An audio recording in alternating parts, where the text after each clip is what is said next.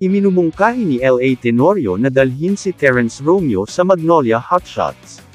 Bagamat ang mga karapatan ni Romeo ay kasalukuyang nasa Terra Firma, iniulat na nakikita siya ni Tenorio bilang isang malakas na akma para sa sistema ng Magnolia.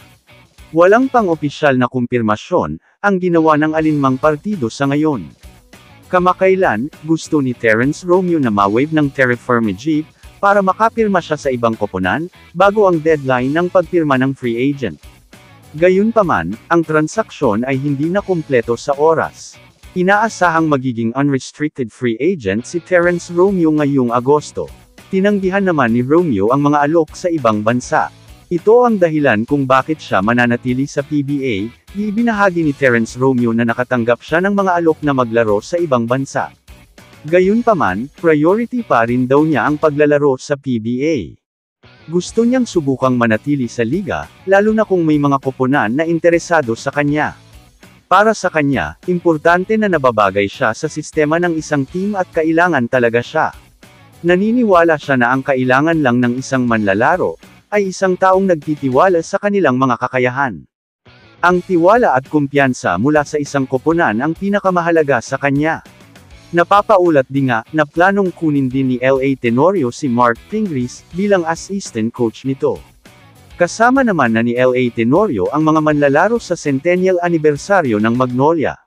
Si L.A. Tenorio ay sumali sa kanyang bagong koponan sa pagdiriwang ng ika-100 anibersaryo ng Magnolia sa kanyang kapasidad bilang head coach ng PBA team ng brand. Ang mga post sa social media ng Magnolia Hotshots ay nagpakita kay Tenorio na dumalo sa kasiyahan kasama ang kanyang mga manlalaro sa kanilang barong. Naroon din sa event ang bagong Magnolia team governor na si Jason Webb, at ang team manager na si Alvin Patrimonio. Sina Mark Barroca, Ian Sanggalang, at Paul Lee ang ilan sa mga manlalaro na dumalo sa affair. Nakadalo si Tenorio sa kaganapan, pagkatapos ng kanyang kamakailang paglalakbay sa Las Vegas, para maghanap ng talentong Pinoy, sa kanyang iba pang kapasidad bilang Gilas Pilipinas Youth Coach. Ang 41 anyos na si Tenorio ay hinirang kamakailan bilang Magnolia Coach, na pinalitan si Chito Victorero pagkatapos ng 9 na season, na hudyat ng bagong panahon para sa Hotshots. Nakatakdang gampanan ni Tenorio ang isang bagong papel sa sidelines, pagkatapos ng 18 season na karera sa PBA, 13 dito ay sa Barangay Ginebra. Kamusta mga idol? Sports Zone PH para sa sports news and update.